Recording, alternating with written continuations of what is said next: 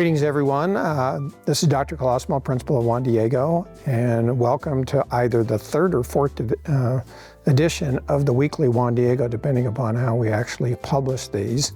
The purpose of the Weekly Juan Diego is to take an extended period of time to talk about an issue or two that is of pressing concern for the Juan Diego and or Skaggs Catholic Center community.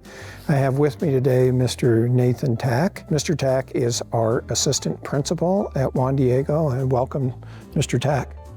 So you're a graduate of Juan Diego. I am a graduate of Juan Diego. And yes. What year did you graduate? 2011. And are you a lifer?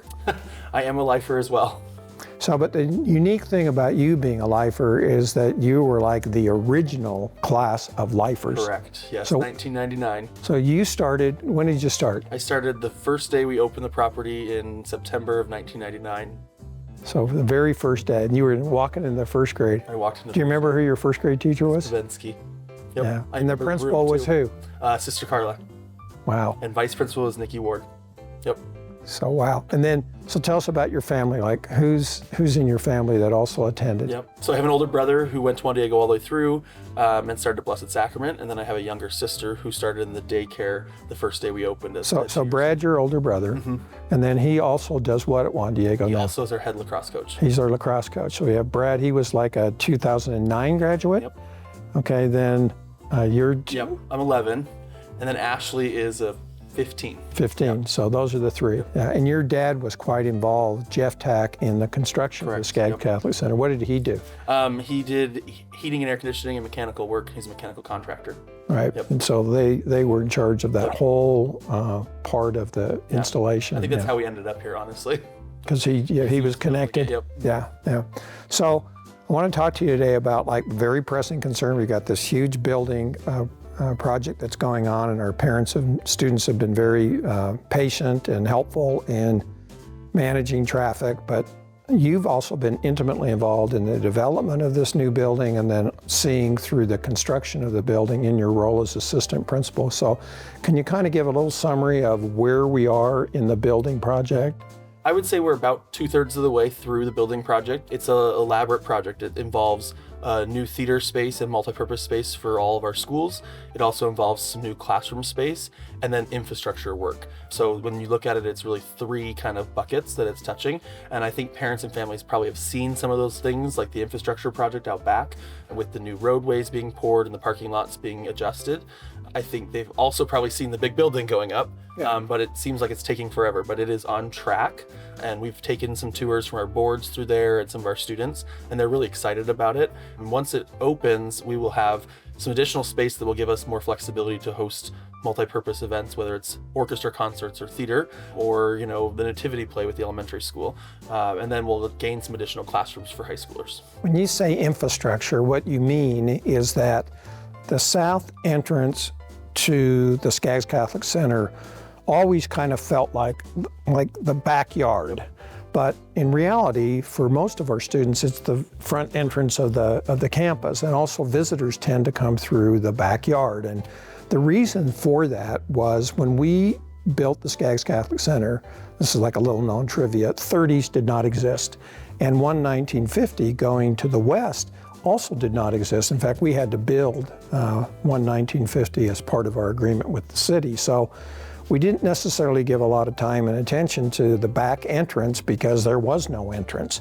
But then as the years have gone on, the reason for this infrastructure change is that when the project is complete and people come northbound on 3rd East, what will they see as the new infrastructure? Yeah. When they drive in from the south entrance of the school, they'll see a new colonnade that kind of matches the ones out front, and that really welcomes them in and invites them through that back door. And then right at the center and the focal point will be the Saint Juan Diego statue.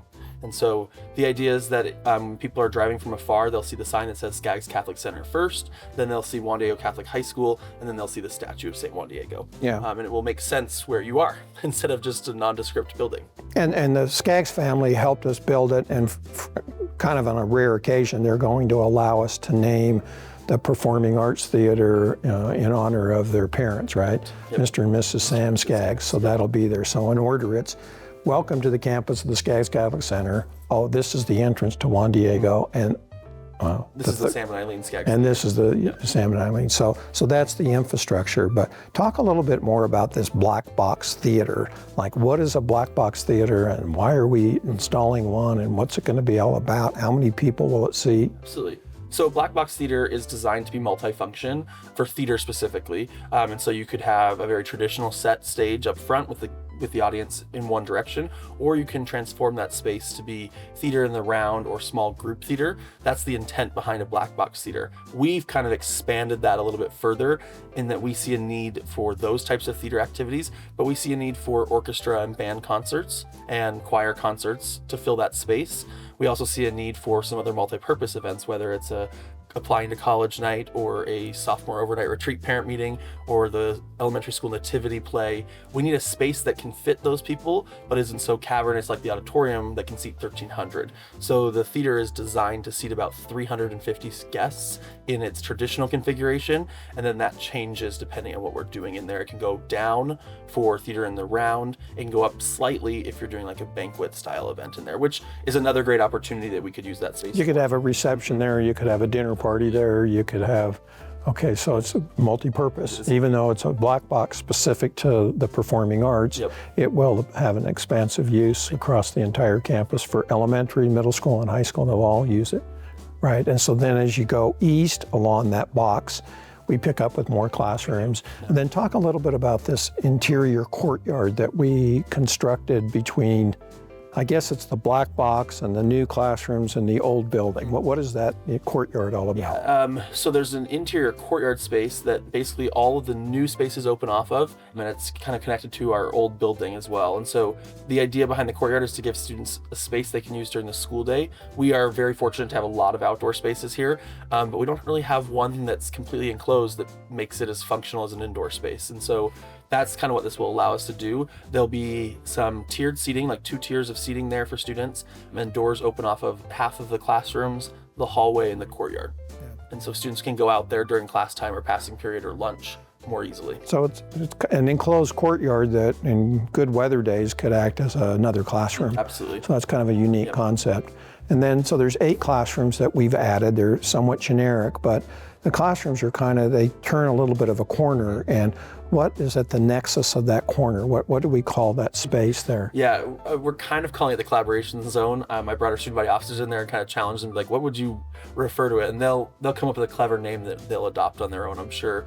But it's really just kind of we had to turn the corner, so we have some space, and it really is off of the hallway. And we found that we like to have little pockets off the hallway, and so this will have a little pocket where the kids can meet and work together on some projects and sit and hang out before and after school. It's got an incredible beautiful view. Yeah. Say about it. Yeah, you can see the entire mountains to the east over our football field, and it is incredible. Like the 2 big banks of windows that are floor to ceiling almost. So it's beautiful.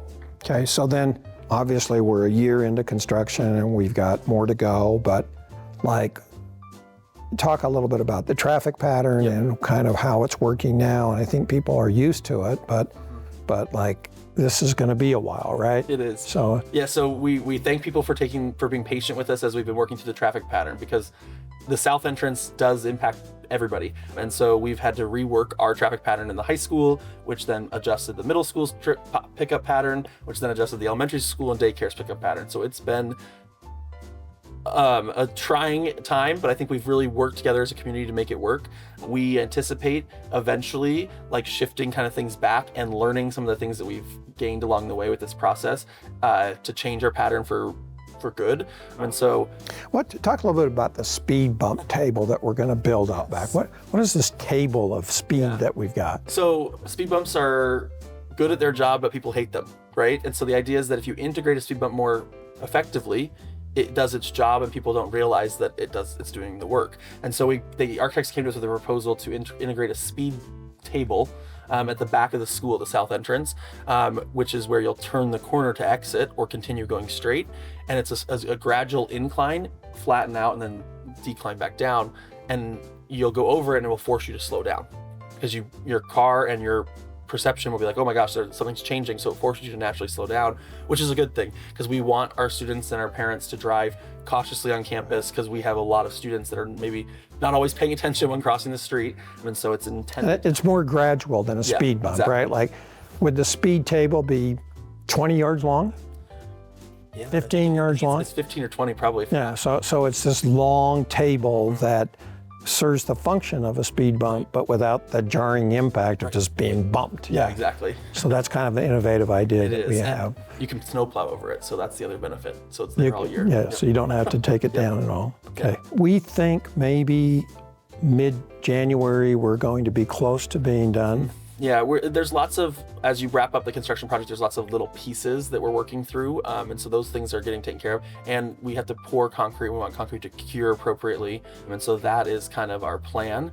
And so we anticipate mid-January, and we're going to kind of work from there back to reopening things and kind of looking at what needs to happen. Yeah, so the deal about concrete, just so everyone understands, just because you pour concrete does not mean that the concrete's ready to be used. Right. So there's this process where you pour it, and you have to kind of wait a few days or whatever, a month or so, until the contractors feel that it's cured enough to really bring traffic over it. So we're going to be cautious, because we're going to have the Black Box Theater for another 100 years. We don't want to stub our toe by rushing in there. And so one thing that you may not know about, but we're working on because there's so much parent interest, is that when the building is occupied in January or February, we may not immediately move classes and students in there, but what our intent is to have several opportunities for parents to come visit. We have this program at Juan Diego called Coffee Socials, where we invite parents to come in and have conversations with the administration. And so come January or February, we're going to use those coffee socials as opportunities for parents to come talk to us, and then at the same time give a tour of the building, which I think will be quite popular. So that's just something to look forward to. And well, all right, Mr. Tack, thanks for coming. Thank you, everybody, for participating in this week's version of the Weekly Juan Diego. We'll see you next time.